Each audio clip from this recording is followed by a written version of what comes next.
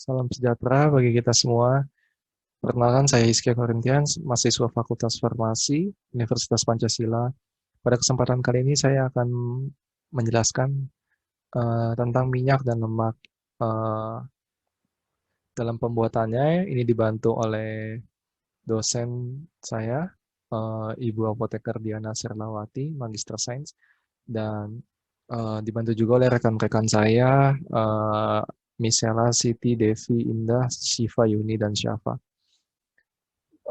Baik, jadi kita tahu gitu ya, minyak itu merupakan uh, suatu lipid ya, suatu lipid. Begitupun juga dengan lemak.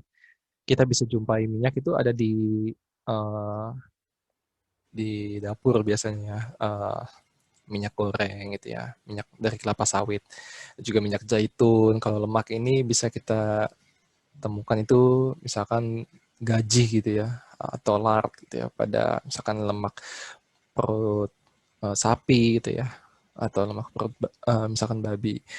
Oke, nah jadi saya akan menjelaskan tentang minyak dan lemak di sini.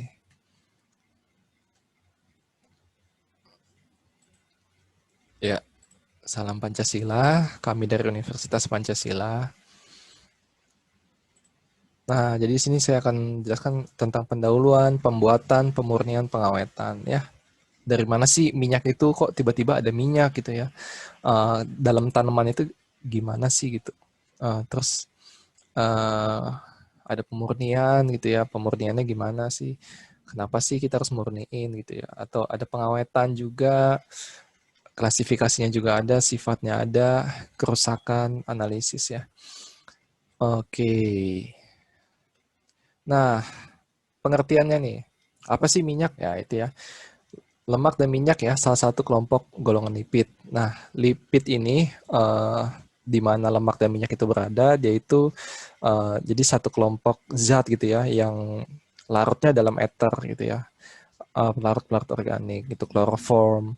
Nah, jadi dia ini punya sifat non polar gitu ya. Jadi kalau ketemu sama air yang punya sifat polar, maka dia itu akan bentrok gitu ya. Jadi itulah kenapa minyak dan air nggak pernah bisa bersatu gitu ya. Nah, klasifikasi umum dari lipid. Nah, di sini ada lipid sederhana gitu ya. Lipid sederhana itu terdiri dari ester asam lemak gitu ya, dengan gliserol gitu. Nah, jadi lipid sederhana itu artinya bisa kita artikan ester dari asam lemak dengan alkohol. Nah, itu ada lemak sama lilin. Nah, lemak ini yang sering kita temuin nih, ester asam lemak dengan gliserol itu, atau namanya triasil gliserol gitu ya, atau trigliserida gitu ya. Nah, ini trigliserida ini yang paling banyak nih, kalau kita lihat ada dalam tanaman, tumbuhan itu paling banyak itu, paling banyak ya. Lemak itu padat ya, lemak itu padat, lipid minyak itu cair gitu pada suhu kamar gitu ya. Nah, ada juga lilin. Nah, lilin ini sama dia, kan tadi udah didefinisikan lipid sederhana ini ester asam lemak dengan alkohol ya. Nah, tapi kalau lilin ini bedanya itu dia itu nggak, gliserolnya itu lain gitu ya. Jadi bisa dengan yang lain gitu ya. Misalkan bisa dengan mirisil palmitat gitu ya, atau setil palmitat gitu ya. Nah, kemudian ada fosfolipid gitu ya, lipid senyawa. Nah, lipid senyawa ini gini, jadi lipid senyawa itu ester asam lemak dengan alkohol, tapi dia ada lagi tuh senyawa tambahannya gitu ya, atau gugus atau grup tambahannya dari suatu senyawa itu. Jadi kalau tadi di lipid sederhana cuman ada ester dari asam lemak dengan alkohol, nah di lipid senyawa ini ada eh, gugus tambahan lagi gitu selain dari ester dari asam lemak dengan alkoholnya. Nah, itu ada fosfolipid gitu ya, ada sebroides, sphingolipid ya. Kalau fosfolipid itu kita bisa lihat di situ ester gliserol ya dari asam lemak gitu ya, atau asam fosfat dan kelompok lain yang mengandung nitrogen gitu ya. Dan kemudian sebroides itu dia senyawanya ada ngandung asam lemak, terus ada karbohidrat, ada nitrogen juga gitu dia. Dia ada nitrogen juga gitu. Sphingolipid ada asam lemak, ada nitrogen juga, sama ada kelompok fosforil gitu ya. Nah, ada juga lipid turunan itu dari lipid netral. Nah, ini ada sumbernya situ ya. Nah, ini dia. trigliserida yang tadi saya bilang ya, banyak dia dalam jaringan tanaman gitu ya, hewan gitu ya. Nah, ini dia nih ya, gliserol, ini asam lemak gitu ya. Nah, R-nya ini bisa beda, bisa sama. Ini strukturnya ya. Dia dihidrolisis jadi seperti ini. Nah, kemudian pemurnian. Nah, kenapa kita murniin minyak lemak? Nah, tujuannya ini untuk ngilangin bau yang nggak enak, terus rasa, di warna juga yang nggak menarik gitu ya. Terus jadi memperpanjang juga bisa gitu ya dikonsumsi ya sebelum digunakan gitu ya. Nah, jadi tahapannya ada degumming, netralisasi, pemucatan, penghilangan bau gitu ya. Nah, eh, jadi itu tujuannya intinya ya. Nah, minyak jelantah. Nah, kan kita suka lihat ya, di YouTube itu ada, bisa dicek gitu ya. Jadi ada minyak jelantah itu gimana dimurniin gitu ya. Minyak yang udah kita pakai itu dimurniin pakai nasi kalau nggak salah itu ya. Ya itu sebenarnya kurang bagus ya, jelek ya karena sebenarnya minyak yang udah dipakai berkali-kali itu kadar peroksidanya itu bisa tinggi. Nah, kadar peroksida yang tinggi itu bisa karsinogenik ya, bahkan bisa ya artinya bisa nyebabin kanker gitu ya.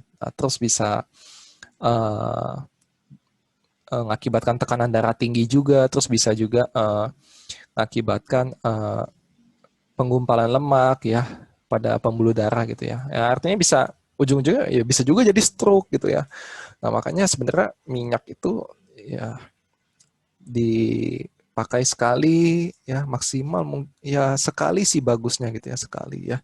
Kalau udah sampai 3 kali, 4 kali, apalagi kalau udah misalkan untuk pedagang-pedagang ya jadi bisa pakai minyaknya mungkin jangan sampai 4 kali, 5 kali ya atau bahkan pakai dihilangin warna yang buteknya gitu ya pakai ada itu di YouTube gitu ya pakai nasi gitu ya ya jadi jangan sampai seperti itu. Nah, kemudian ada tahapan pemurniannya ini ada degumming gitu ya, netralisasi, pemucatan, dan penghilangan bau. Nah, degumming, nah tahap awal gitu ya proses pemurnian dengan menghilangkan gam gitu ya, tanpa mengurangi FFA atau kadar asam lemak bebas dalam lemak gitu ya. Nah, gam itu lendir ya, gam itu lendir atau getah gitu ya. Jadi kita ngilangin itu ya, tanpa ngilangin kadar asam bebasnya. Asam lemak bebasnya dalam lemaknya. Nah, jadi untuk itu kita kenakan uh, 3 jenis asam ini, asam sitrat, asetat, dan fosfat gitu ya. Nah, jadi keberadaan gam itu dapat memperhambat proses pemurnian gitu ya. Nah, kemudian setelah itu dinetralisasi. Nah, netralisasi itu apa? Asam lemak bebasnya dipisahin gitu ya. Jadi ditambahin basa. Jadi bentuk sabun. Habis itu setelah itu bleaching ya, bleaching gitu ya. Ini untuk ngilangin warna yang kurang disukai, ya, jadi yang warnanya mungkin butek apa gimana gitu ya. Terus dia bleaching ini juga bisa mengurangi kadar fosfatida dan minyak berlendir gitu ya, yang masih tersisa mungkin dari proses degumming tadi itu gitu ya. Terus menghilangin kotoran gitu ya. Pada proses ini dapat digunakan absorben ya. Ya jadi itu prosesnya gitu ya. Nah, selanjutnya ada pengawetan gitu ya. Pengawetan. Nah, kenapa sih diawetin? Kenapa minyak dan lemak itu minyak atau lemak itu kita awetkan? Ya, tujuannya supaya bisa digunakan lebih lama gitu ya. Dalam arti sebelum kita gunakan gitu ya. Sebelum kita gunakan. Jadi untuk mencegah minyak itu turun juga nilai gizinya ya. Dari kalau kita diemin tuh ya minyak itu misalkan di dalam ruangan terbuka gitu ya. Jadi dia itu nanti bisa teroksidasi atau bahkan bisa juga kalau ini bisa terhidrolisis juga gitu ya minyak itu ya. Dan nanti bisa nyebabin tengik. Nah, makanya salah satu caranya itu minyak itu disimpan gitu ya dalam wadah tertutup rapat gitu ya. Atau ada juga yang bilang ini ya bisa dalam suhu dalam situasi yang dingin gitu ya, menggunakan suhu rendah gitu ya. Oke, jadi itu ya ketengikan itu dibilang ini ya bisa terjadi gitu ya karena asam lemak pada suhu ruang dirombak oleh hidrolisis oksidasi gitu ya. Ya. Jadi kering ya suhunya, maksudnya hindari dengan kotak, makanya ditaruh di botol gitu ya. Oke. Nah, ini klasifikasinya, ada asam lemak itu ada yang rantai pendek, sedang, panjang, terus ada berdasarkan derajat kejenuhan, asam lemak jenuh, tak jenuh, tunggal, tak jenuh, jamak gitu ya. Contohnya asam lemak jenuh itu ada stearat gitu ya. Rantai hidrokarbonnya itu ya, kan kita tahu ya, hidro dan karbon itu ya, ada CH gitu ya, punya ikatan rangkap. Ya, artinya ada rangkapnya gitu ya. Itu bisa dilihat gitu ya gambarnya, nanti mungkin bisa dilihat di Google. Nah, kemudian kalau tak jenuh bedanya apa sih dengan jenuh? Ya di sini ada ikatan rangkapnya kalau tak jenuh itu. Jadi ingat, lemak jenuh itu nggak punya ikatan rangkap. Jadi jenuh itu dia nggak punya gitu ya. Mungkin dia karena jenuh jadi akhirnya dia nggak punya ikatan rangkap. Dan kemudian ada tak jenuh gitu ya. Tak jenuh itu punya satu ikatan rangkap gitu ya dalam hidrokarbonnya rantainya itu.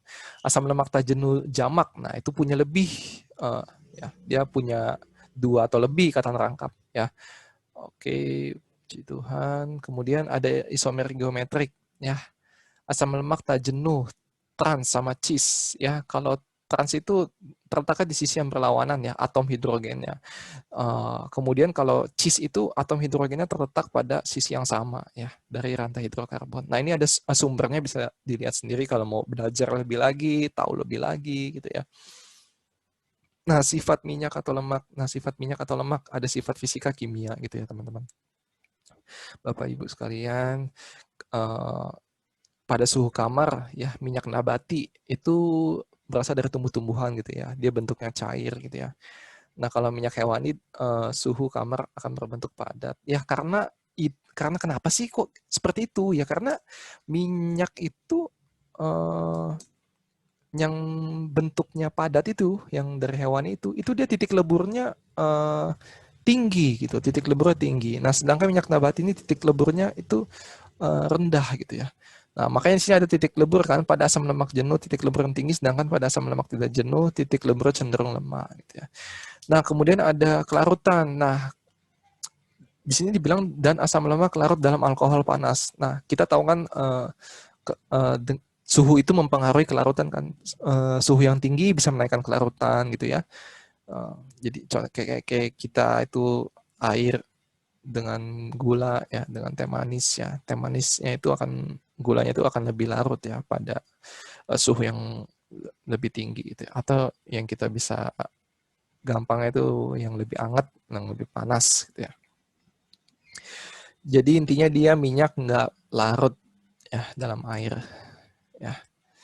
Oke, titik lebur itu udah. Sifat kimia sekarang. Nah, ini ada hidrolisa, oksidasi, hidrogenasi. Tadi saya udah bilang kan yang di awal itu reaksi hidrolisa gitu ya. Jadi dengan air. Pokoknya kalau ngomong hidrolisa itu dengan air gitu ya. Dengan air terus ngasilin suatu senyawa yang baru gitu. Jadi ingat itu aja ya. Puji Tuhan. Kemudian dalam reaksi hidrolisa, lemak atau minyak akan diubah menjadi asam-asam lemak bebas dan gliserol. Itu tadi yang gambarnya ya, yang di awal ini ya. Nah, ini ya. Ini hidrolisa ini. Nah, jadi ada senyawa baru kan, gliserol, asam lemak. Nah, seperti itu ya. Nah, kemudian dapat menyebabkan kerusakan pada lemak ya, atau minyak karena terdapat sejumlah air di dalamnya. Oke, jadi lemak bisa rusak ya, tambahin air, minyak. Oke, oksidasi. Nah, ini yang saya bilang tadi, oksidasi itu ngelepas elektron ya. Dia itu sejumlah oksigen atau dengan lemak atau minyak ya, bisa nyebabin tengik ya. Hidrogenasi gitu ya, ada juga hidrogenasi gitu ya. Tujuannya itu apa sih hidrogenasi itu? Untuk menjenuhkan ikatan rangkap ya dari rantai karbon asam lemak pada lemak minyak gitu ya. Oke, nah ini reaksi ya hidrogenasi ya, lemak ya. Reaksi kimia yang terdiri dari adisi ya, ditambah hidrogen pada ikatan rangkap dua hasil yang tidak jenuh. Kayak tadi saya udah bilang. Oke, ini ada kerusakan minyak lemak ya. Jadi puji Tuhan sini ada kerusakan minyak atau lemak gitu ya. Perubahan fisik itu ada warna, bau, dan rasa gitu ya. Nah, jadi warnanya bisa mungkin lebih gelap atau baunya lebih tengik, rasanya atau lebih pedas gitu ya. Di sini juga ada rasa lebih pedas. Ya pokoknya secara fisik dah gitu ya. Nah, gitu ya, tipe kerusakan utama dari minyak atau lemak itu ada ketengikan ya, gitu ya. Dan kemudian ada faktor-faktornya gitu ya. Lamanya minyak kontak dengan panas ya, ada suhu ya. Ya, jadi semakin tinggi suhu itu ketika minyak itu dipanaskan pada suhu yang lebih tinggi, misal uh, pada suhu suhu yang tinggi itu pada suhu yang lebih tinggi itu kadar peroksidanya lebih tinggi gitu ya, dan itu bisa senyawa ya, semakin senyawa peroksidanya makin terbentuk gitu ya. Nah, senyawa karbonil dalam lemak yang telah dipanaskan dapat berfungsi sebagai akselerator proses oksidasi ya. Jadi kalau udah dipanaskan gitu ya, ternyata kalau minyak udah dipanaskan itu ada senyawanya itu yang namanya karbonil itu dia ternyata bisa mempercepat oksidasi. Ya makanya selalu tutup simpan minyak Bapak Ibu saudara teman-teman sekalian semua dalam suasana keadaan tertutup ya selalu. Nah ini bisa juga kerusakan minyak dan lemak itu dipengaruhi pada minyaknya itu sendiri. Nah, makanya kita harus makanya ada minyak itu yang ada standar nasional Indonesianya. Jadi memenuhi SNI nggak gitu ya? Kayak ya kita tahu semuanya gitu ya. Ada barang-barang sekitar kita, misalkan ada helm SNI, ya minyak pun sama ya, minyak pun sama, ada SNI-nya juga. Nah itu bisa ada juga dicari di Google gitu ya. Nah viskositas yang rendah itu nggak baik ya. Jadi viskositas yang lebih tinggi. Viskositas ini ngomongin kekentalan Bapak Ibu Saudara teman-teman sekalian. Nah, jadi cita rasa yang lemah, biaya rendah. Nah, kemudian dari sini stabilitas terhadap oksidasi gitu ya, selama baik saat menggoreng maupun saat penyimpanan produk ya. Jadi stabilitas itu penting juga. Yang punya stabilitas baik ya itu makin baik gitu ya. Jadi dia itu nggak cenderung gampang berubah gitu ya. Ya, ya jadi demikian kita juga gitu ya, jangan gampang berubah gitu ya. Tetap konsisten menjadi pribadi kita yang konsisten gitu. Nah, profil asam lemak jenuh dan asam lemak trans yang rendah itu ya. Kecenderungan yang rendah untuk membentuk busa atau berpolimerisasi dan menghasilkan gam. Ya itu ya tadi ya, di awal tadi kan saya udah bilang gitu ya. Gam itu kita pisahin pada proses digaming gitu ya. Oke, ini ada referensinya ya. Oh, kalau mau belajar lebih lagi. Nah, ini ada ketengikan. Nah, ketengikan itu apa sih? Dari tadi kan kita ngomongin tengik ya. Ya, ini rancid oil ya. Beda ya tuh ya, warnanya juga beda. Ya, rasanya itu juga bisa beda gitu ya.